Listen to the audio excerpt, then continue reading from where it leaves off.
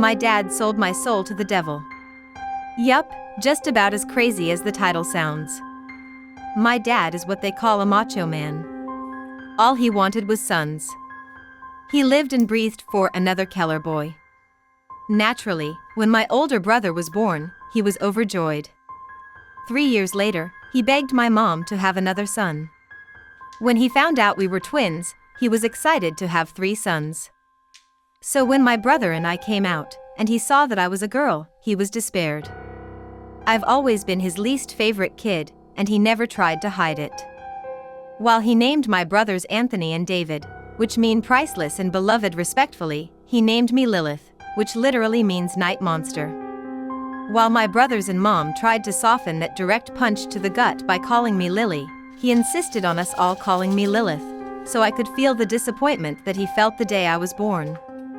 Clearly him and my mom did not stay married, and quite unfortunately he signed for full custody when Anthony was 5, and David and I too. Things just got worse from there. If he took Anthony and David out to eat or to see a movie, I was to stay home. He spent all his time playing sports with my brothers, and wouldn't let me join even though I, as a girl, actually showed a genuine interest in what he was doing with my brothers. When I was 4, Dad got cancer. And from what I heard, it was supposed to be terminal. That's where the title of this story comes into play. Yup, he made a deal with Satan. 15 more years of life if he sold one of his children's souls. And big surprise, he chose me. So once I die, it's off to hell, no matter how little I sin or how much I pray. The first time I remember something happening to me was about a month after my dad made that deal. I was in my tiny, cramped room, trying to sleep on a bed I outgrew years ago, while my brothers and dad watched a movie downstairs, when I saw it. This thing in my closet. It was pale, with gaunt, sunken eyes and a gaping mouth. Its long and bony fingers wrapped around my closet door. There was no question that this thing was a demon. I immediately cried for my dad, who stormed up the stairs and gave me a proper beating for interrupting his movie night with his kids. After that, he called me a little girl for crying and locked me in my room. As I cried all that night, the demons simply watched me from the closet, unmoving. Demons watching me were pretty normal from then on. Sometimes it would be the pale gaunt thing in my closet, other times the dark figure hovering over my bed. And on bad nights, a horned figure with glowing red eyes would stare at me, taunting me through the window. After a while, I stopped being scared of them. One night when I was 9, the gaunt creature was back in my closet, staring at me while I read. He began to make this really weird growling noise, to which I shushed him. He then did something he never did before. While he would occasionally wrap his hand around my slightly ajar door, he never actually came out of my closet. Until that night. In one swift movement, he tore open my closet door and stood up fully, revealing he was taller than the ceiling itself. He bent his neck in an abnormal way to fit under the roof. I rightfully should have been shitting my pants at this moment, but for some reason, I just wasn't that scared. We locked eyes for a while, which was more awkward than scary, so I just went back to reading my book. He just looked at me curiously for a while, until my dad decided he wanted to be a horrible person again, and threw open my door to yell at me for something or other. The entire time the demon just watched. Thankfully my dad left after slapping me across the face, but I was crying again for the rest of the night.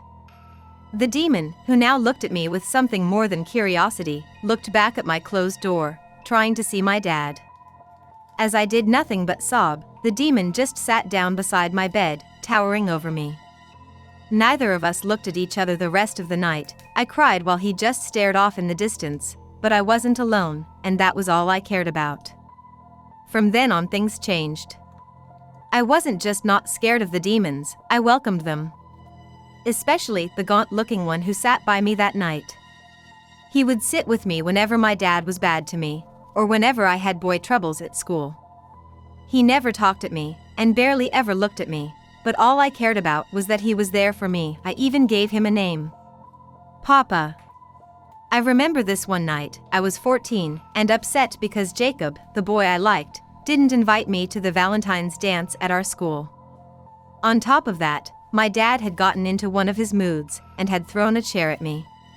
When I ran into my room, I was almost relieved to see Papa crouched by the closet. "Papa!" I cried, running to him. It was stupid, I know, I was calling a literal demon Papa, but I had nobody else. He was the only one who had ever shown me any sympathy. At first he stepped back, but as I cried even harder, he looked at me in the eyes, maybe for the first time since that night he stepped out of the closet. Then he did something surprising. He hugged me back. As I felt his icy cold hands wrap around me, I should have been terrified, but I was filled with love. Love, for finally finding a dad who loved me. But one night, as I was reading To Kill a Mockingbird for my school project, I made a mistake. Papa looked curious, so I decided to read out loud to him. I guess I made too much noise though, because David opened my door. "Lilith, who the hell are you? What the fuck is that?" He screamed, and my dad came rushing up. Papa couldn't hide in time, and now, Anthony, David, and my dad all stared him down. He stood up, revealing his giant stature, and David began to cry, while Anthony froze in place and my dad ran off to get a vial of holy water he had kept by his bed ever since the deal was made. As I tried to run away with Papa, he stopped me and shook his head. We both knew it was too late. I cried as I hugged him goodbye, and as my dad approached us with the holy water and sprayed it on Papa, he let out a blood-curdling screech that could have been heard across the country. I watched in horror as Papa, who had stayed by my side all these years, faded to nothingness. "There," Dad said. "It can't hurt us anymore, sons," he said, embracing David and Anthony in a hug.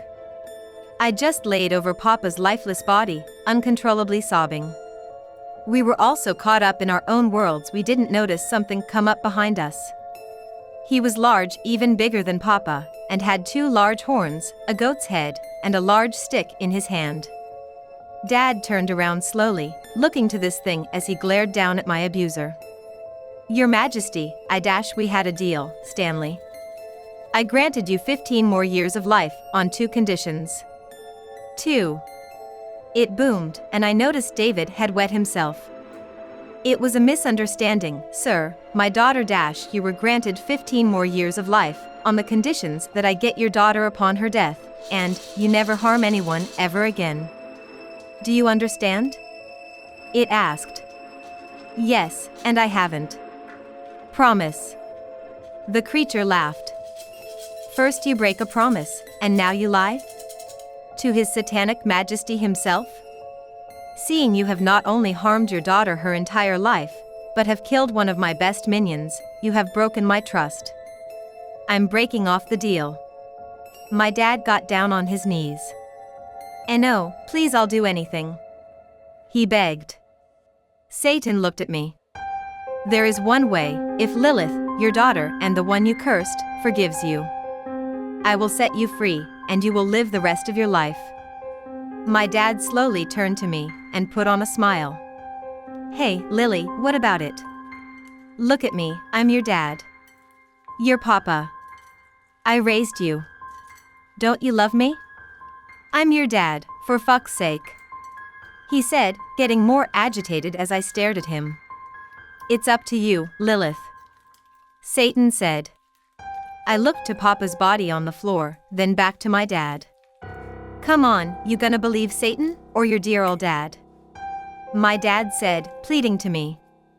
I glared at him. "My dad is dead, bitch. You killed him," I said. "I don't forgive you." And with that, Satan dragged my dad down to the netherworld, my brothers and I hearing his screams until it was far away enough that it faded away, to where he could never hurt me again. As my brothers cried in the loss of their dad, I walked back to Papa, on the ground, and kissed his forehead. "Goodbye, Papa. Thank you." We never open the door when there's only one knock. This is a scary story about one strict rule. Write in the comments the worst thing that happened to you. Please, just let me in, it's getting cold. The voice was familiar, only older than I remembered. Very close to detail. Lala, please. Using my old nickname was a nice touch as well. I sat on the floor next to the door, my arms wrapped around my legs. Of course this had to happen the 1 week my parents left me alone. They hadn't gone on vacation for years. I practically begged them to get away for a while. For their own good. If I called them, they'd come right back, but I don't think that would have helped me anyway. Besides, I wasn't an idiot.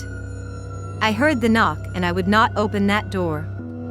When someone comes to your house, they will ring the bell or knock a few times. Most people like to play safe and simply use the bell. And then you open the door as you normally would. But never, absolutely never, should you open the door when there's only one knock. It was the very first thing we were told when we moved to this neighborhood all those years ago. There are a bunch of rumors of people disappearing or suddenly dying after opening their doors, though they all supposedly happened before we even lived here. I never believed in it, not even when I was little. This town was simply insane. Most people here were a little eccentric and unusual. Well, that's what I believed until I heard my lost sister call for me, after the one loud knock on our front door. Please, go away, I whispered. Even after all those years, I recognized her voice. And when I heard it, I jumped right up, ready to open that door wide. But I knew it wasn't her. I'd looked through the window. There was nobody in front of our door. I don't know how much time had passed before I finally grabbed my phone and called Max, who's not only our neighbor, but one of my closest friends. She's here, I said. I knew I wasn't making much sense. I didn't know how to word my thoughts. Who? Where? He answered. Ruby. Silence.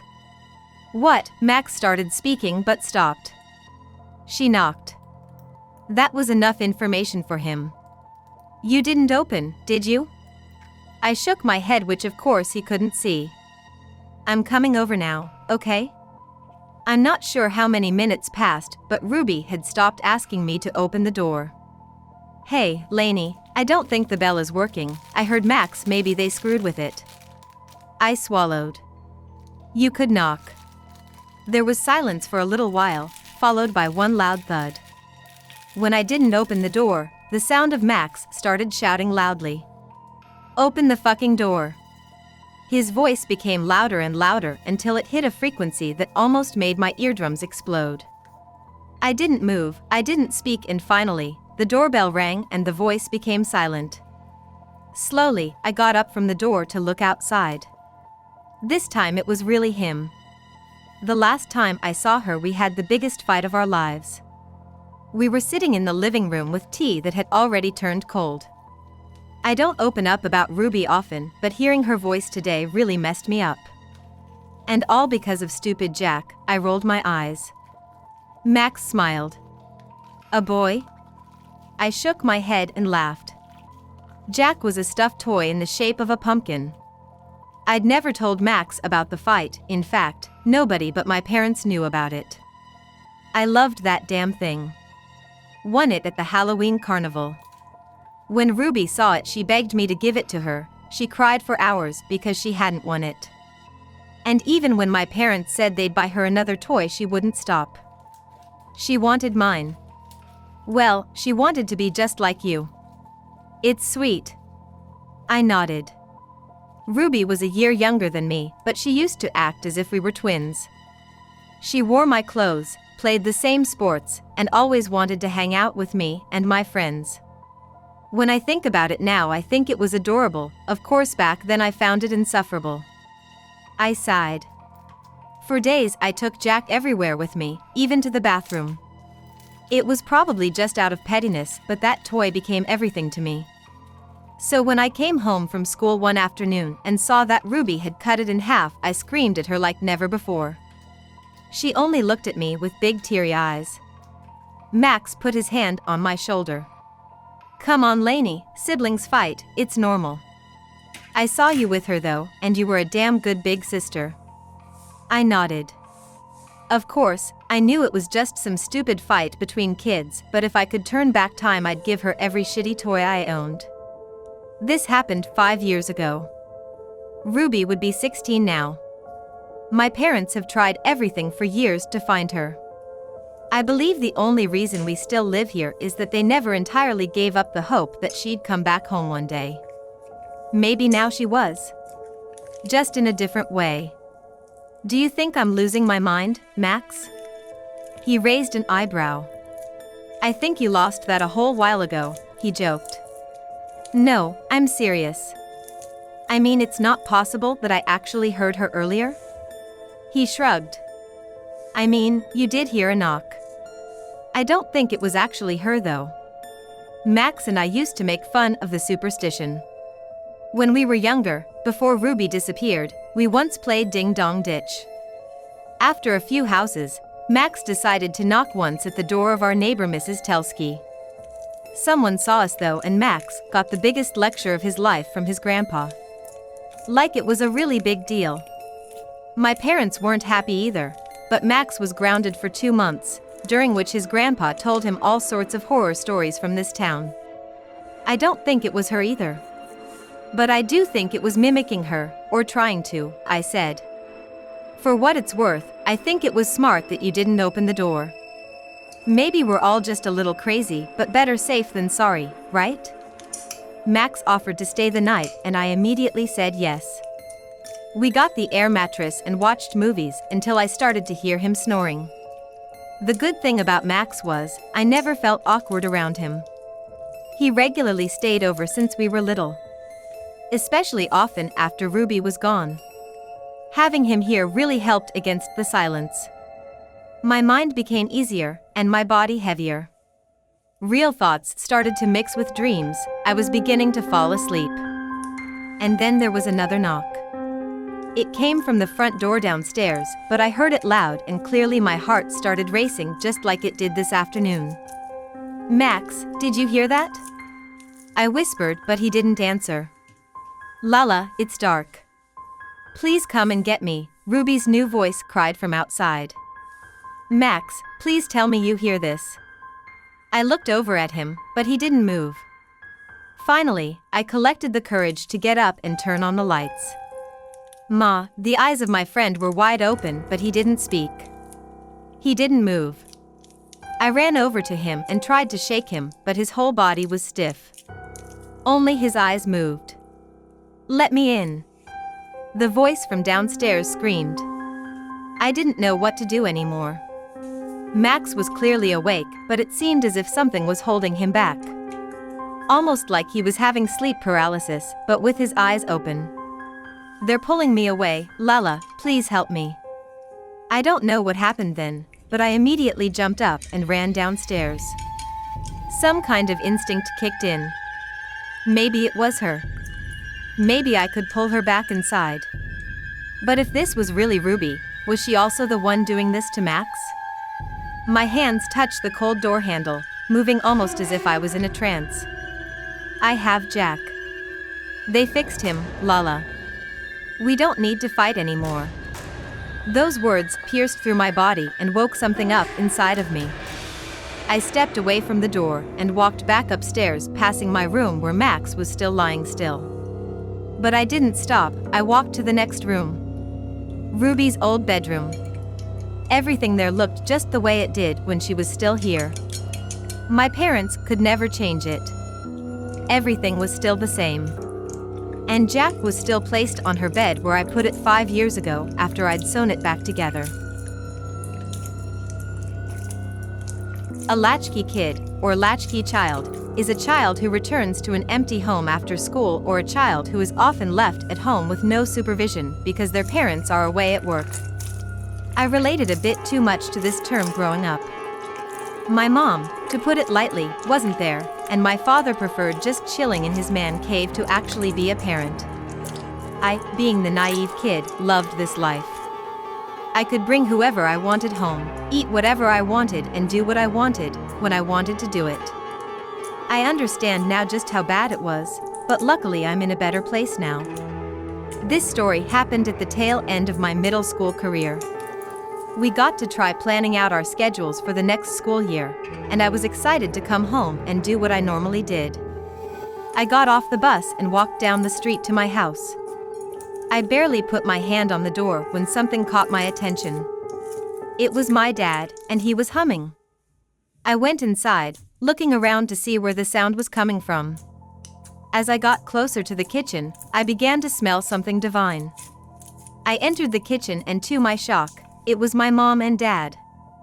Dad was reading the paper and Mom was cooking something on the stove. Now, no smell, no matter how good, could mask the fact that my mother and father were in the same room without fighting. This rang off some alarm bells in my head, so I began to feel a bit worried. "Hi, honey. How was school?" Mom turned to ask me. That wasn't my mom. That wasn't her voice. But it looked like her. These thoughts and others suddenly filled my head as I took in just dangerous this situation could be. It was good. We, made our schedules for next school year. I answered, deciding that playing along would be the safest option. That's good, sport. Come, sit down. Your mom's making some pancakes. The one who looked at my said, patting a nearby seat. Sure, let me just go put my stuff away first. I figured if I could get to my room, I could sneak out my window and go to the neighbors. All right. Hurry back. I rushed to my room, locking the door behind me and pushing my dresser against the door for good measure. I then made my way to the window next to my bed, getting it open and making my way out of it. As I was about to close the window, I heard pounding on my door. "Honey? Are you okay in there?" A female voice asked, rattling my doorknob. "Go away." My door began to shake as the person on the other side began pounding on it again, trying to force it open. I booked it away from the house and went next door, knocking on the door a few times. I was then greeted by our neighbor, Miss Valentine. "Are you okay, kid? You need to call the police." "What for?" "Something happened to my parents. They're different. It's not them in there." For a moment, it looked like she was gonna send me away. But she must have been able to tell I was being serious, so she let me inside. "Just wait here and I'll be right back." She had me sit in the kitchen as they got on the phone. She spoke to the police for a bit, explaining the situation before a knock was heard on the door. She handed me the phone and told me to keep them on the line as she went to answer it. My heart sank as I heard the same voices. "I'm sorry to bother you, but is my daughter with you?" "She ran away because she didn't like what we made for dinner." "No, she isn't, sorry. I thought I saw her running up the street a few minutes ago and was about to call you to see if everything was okay." I tried to keep out of sight as I heard them talk until I heard the door close. Shortly after, Miss Valentine came back, her face completely devoid of color and her expression blank. "Are the police still on the line?" "Yes, ma'am." "Okay, good." She handed me a knife and kept me close as she spoke to the police a bit longer before hanging up. "The cops will be here in a few minutes. They are gonna take you somewhere where you can be safe, okay?" She told me. We both waited on the couch for a while. It was most likely only 10 minutes, but at that moment, it felt like an eternity. Every noise freaked me out, because any noise could have been those two strangers trying to get in. After the 10 minutes, the cops knocked on the door. I was taken up to the police station, where I was told that the two strangers were caught and arrested for impersonation. They had searched my home and found no trace of my father, suspecting that the two strangers had something to do with it. I ended being put in foster care and ended up being adopted 2 years later, where I am now. I haven't been able to contact my father at all yet, but part of me doesn't want to. I don't know why those people wanted to impersonate my parents, and I can only imagine what would have happened to me if I believed them. My girlfriend won't let me deadbolt our closet door. After 3 years of dating, my girlfriend and I finally moved in together. This is great and all, But for any of you out there considering a similar move, please try to set any ground rules before you make the decision. I thought Lizzie and I were on the same page, but she threw me a curveball on day one. Now we can finally get rid of that creepy deadbolt on your closet, she said. I know you're probably jumping to a bunch of conclusions about me right now, but there's a good reason for it, and beside that, she knew about the deadbolt beforehand. This hadn't been brought up when we discussed the move. Hell, she hadn't even complained about the lock for years. Before you start jumping to conclusions, let me give you the background, which I pretty much have to give any time someone sees my closet the first time. When I was a kid, I was terrified of my closet. Typical kid stuff like there's a man/monster in there. I used to wake up my dad multiple times a night saying the closet door opened itself and I saw or heard something in there. He would come check, reassure me, and close the door. A few hours later, the same would repeat. Finally, my dad got sick of waking up 3 times a night and decided to put a lock on my closet, convinced I was either opening the door in my sleep or intentionally to get attention. A normal lock didn't work, but he was still convinced I was somehow picking the lock and opening the door. He installed one of those chain locks they have at hotels at a height I couldn't reach. I would still wake him up saying the door was cracked open. One night, my dad was up late and heard slamming coming from my room. He checked, and I was standing by my closet just opening and slamming the door in my sleep. The next day he installed a deadbolt, and he has slept soundly ever since. I am taking my parents' word for a lot of this, because I was only around 4 or 5 at the time. I remember running screaming to my parents' room a few times, but that's pretty much it. Anyway, bolting my closet became a nightly routine that I grew up with, and the few times I tried to stop, I would have awful nightmares and wake up to an open closet. I pretty much just resigned myself to bolting the door. When I moved out of my parents' house, I decided to give up the habit. My friends gave me crap about it since I was young, and the last thing I was going to do was bring a girl back to a room with a deadbolt closet. Serious AC murderer vibes.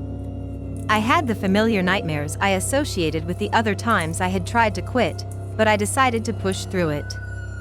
I woke up to the closet door open so many times that I stopped closing it at all. I started waking up in the middle of the night and seeing things in my closet. This shook me, but I would turn on the lights and see something to explain it away. For example, I would think I see a person and it would be my golf bag. I would hear scratching on the door and find a branch outside my window. I would hear Warren whispered and think it was just the AC kicking on. This pattern continued, but the plausible explanations became less plausible. I would see an unnaturally tall man in a bowler hat with twinkling eyes, and when I turned the light on, there would be a bowler hat with some Christmas ornaments. In July, and I've never bought a bowler hat. I looked for that hat in the daytime many times without finding it. I would hear whispers of Warren, "Come join us." Join us that would build up into yells, then mix in with the sound of my fan. One night, I woke to the bowler hat man. He let out a deep chuckle and then lunged from the door, bounding at me on all fours, limbs twisting at alarming angles. I turned on my lamp, and a bowler hat sat in the middle of my room. I went to a 24-hour Walmart, bought a deadbolt, and installed it the same night. I slept like a baby. Explanations be damned, I kept that lock on my closet in every apartment. Lizzie knows this and knows how terrified I am of the closet, but she won't let me put a deadbolt on. She says it's time you get over this phobia. It has been a month since we moved in. The nightmares are back. The closet door is always open. I hear them whispering to me. Come, join. We will dance together. We will shower in the red. I dreamt last night that I awoke wet, smelling metal. I walked to the bathroom and in the mirror I found myself drenched in blood. The bowler hat man stood behind me smiling, pleased, and patted my shoulder. He rolled down and whispered in my ear, "Yes, join us this morning." I woke up and the closet door was closed, but I was inside. I felt a peculiar feeling on my head and reached up to find I was wearing a bowler cap. I begged Lizzie today to let me put on my lock. She is insistent that this is all a fantasy of mine. I don't know what is happening or what will happen next. I have to put the lock on. I can't last another night.